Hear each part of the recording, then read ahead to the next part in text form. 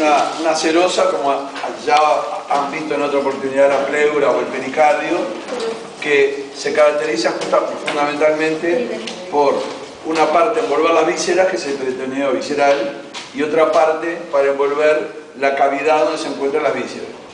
Así veo, por ejemplo, las pleuras, que estaba la pleura parietal, que cubría todas las paredes esternocostal y el diafragma, ¿no? Y la pleura visceral, que cubría los pulmones. Lo mismo pasaba con el pericardio, ¿verdad? Y ahora lo vamos a ver con el peritoneo, que es la cavidad más grande, ¿no? Y que es la serosa más, digamos, más importante que nosotros vamos a ver. Que la característica de todas estas serosas es que una hoja, la parietal, se continúa siempre con la visceral. Y normalmente forma o fondos de saco, como ya hemos visto en la pleura, por ejemplo, que están los fondos de saco costomediastínicos, diafragmáticos y demás. Y entre la visceral y la parietal también hay continuidad. O sea que todas las pleuras se juntaban en determinados lugares y formaban estos fondos de saco que dijimos.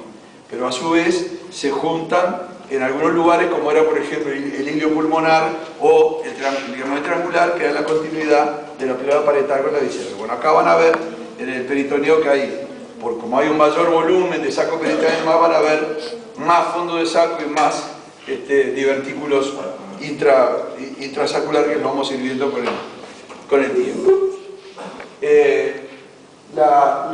La función del peritoneo fundamentalmente es, por un lado, la de recubrimiento, ¿verdad?, de las vísceras y también de las paredes. En segundo lugar, de secreción, porque es el que segrega el líquido peritoneal, que es el que permite que deslice el peritoneo visceral en relación al peritoneo parietal. Y sobre todo tiene una función que la más importante es la de absorción. El peritoneo parietal, el peritoneo tanto parietal como visceral, absorbe una cantidad importante de líquido, ¿no?, que normalmente se puede crear en el abdomen, o el hombre, en este caso el médico o el cirujano, introduce en la cavidad peritoneal. De ahí las diálisis peritoneales, que los pacientes insuficientes renales, uno de los tipos de diálisis que tienen son las peritoneales. O sea, le ponen adentro del peritoneo varios litros de fluido con los iones que necesita como para realizar la diálisis, y el peritoneo en pocas horas lo absorbe, ¿no? Más o menos se calcula que en el día el peritoneo puede absorber hasta el 8% del peso total del cuerpo. O sea que si ustedes calculen un peso medio de 70 kilos, quiere decir que en el día entre 5 y 6 litros pueden ser absorbidos por el peritoneo, ¿tá? O sea que esa es una de las funciones más importantes que tiene el peritoneo. Hay, por supuesto, afecciones como la citis, que es la formación de líquido por el hígado y demás, ¿no?, que la producción es tan importante que sí se acumula una cantidad de líquido y a veces, ¿no?, se necesita hasta funcionarlo cuando la presión que ejerce el líquido es tan importante que lleva a la elevación de los diafragmas y que incluso dificulta la respiración.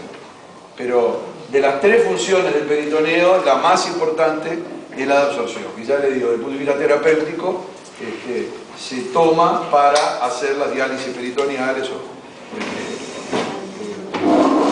colocando líquido con los solutos necesarios para mantener la depuración. Así que esas son las dos primeras cosas: el concepto, la definición y las tres funciones fundamentales.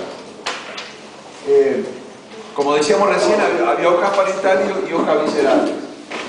Dentro, lógicamente, de la hoja parietal, ¿no?, está el contenido de las vísceras con el peritoneo visceral, y ese conjunto de peritoneo parietal es lo que forma el saco peritoneal, ¿tá? O sea, la cavidad abdominal está cubierta por el peritoneo, ¿no?, y todo ese peritoneo, ¿no?, se le llama saco peritoneal. Esos son los dos o tres conceptos generales e iniciales que le quería dar del peritoneo. Lo siguiente son algunas definiciones de algunas de las formaciones peritoneales que vamos a ir viendo durante la clase. O sea, lo que es un ligamento, lo que es un meso y lo que es un epiplón. Son tres formaciones diferentes del peritoneo. El meso es el peritoneo que une una víscera a la pared. O sea que es una fijación que tiene alguna víscera, ¿no? Por ejemplo, el mesocolon o el mesenterio, ¿verdad? El mesenterio, por ejemplo, es el peritoneo que une a todo el intestino delgado a la pared abdominal posterior.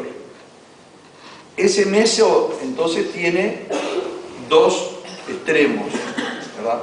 Un extremo, que es el que está fijado a la pared, que se llama raíz. O sea que en el caso del mesenterio es la raíz del mesenterio.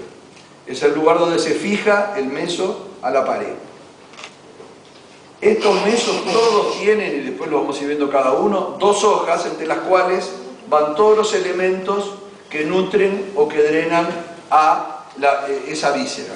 O sea que las arterias que irrigan el intestino delgado, que fundamentalmente la arteria mesentérica, que eso lo vamos a ir viendo en el correr del curso y que se va a ver incluso en la disección, en el práctico, ¿no? Recibe las arterias, pasan las venas del intestino hacia los gruesos troncos que están en el espacio posterior, ¿verdad? Y también van los linfáticos y los nervios. O sea que los mesos no solo fijan la víscera a la pared, sino que entre sus hojas llevan todos los elementos, ¿no?, que van y vienen hacia esa víscera. Los dos extremos, pero la raíz. Claro, esa la... Seguimos. Así que la raíz es la inserción. Después vienen las dos hojas y el extremo que está contra las vísceras se llama simplemente borde visceral. O sea que hay un borde que es la raíz y otro borde que es el borde visceral. ¿Está? Y las dos hojas, cuando llegan a la víscera, ¿no?, la rodean por todas sus caras. O sea que si acá está el peritoneo parietal, ¿verdad? Acá están las dos hojas del meso y el meso después se desdobla para envolver a la víscera que está en el medio. Esto mismo pasa con el colon. La diferencia es que el colon está totalmente acolado, salvo en algunos sectores del peritoneo parietal posterior. En cambio el intestino delgado está libre, flotando dentro del saco peritoneal. Y por acá, como yo les decía, van los elementos, van y vienen los elementos a las vísceras. Eso es lo que se llama meso. Epiplón es igual que con la diferencia que va de una víscera a otra. O sea, no tiene contacto con la pared, no tiene un lugar de fijación. Salta de una víscera a la otra. Por ejemplo, el más típico es el llamado epiplón menor o gastrohepático. Cada epiplón tiene el nombre de las dos vísceras que unen. El epiplón gastrohepático y el epiplón menor va de la pequeña curva del estómago hasta el hígado, ¿no?, hasta la cara inferior del hígado donde se encuentra el ilio. Y entre sus hojas van elementos muy importantes, especialmente el pedículo hepático. Eso también lo vamos a ir viendo en el correr del curso. Así que epiplón salta de una víscera a la otra, también tiene dos hojas y también contiene los elementos que son comunes a esas dos vísceras. Y la tercera formación, ¿no?, son los ligamentos. Los ligamentos son iguales al meso, pero en lugar de ir de un órgano del tubo digestivo, como por ejemplo el intestino o el colon, van normalmente de órganos que no son del tubo digestivo. Por ejemplo, el hígado. El hígado está fijado a la pared por varios ligamentos. Todos tienen también dos hojas, todos también tienen algún contenido, pero el hígado no forma parte del tubo digestivo, sino es una víscera anexa. Entonces, los ligamentos son los que unen a la pared a vísceras que no son del tubo digestivo.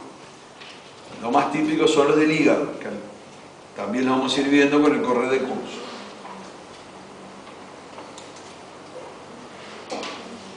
Hasta aquí todo bien.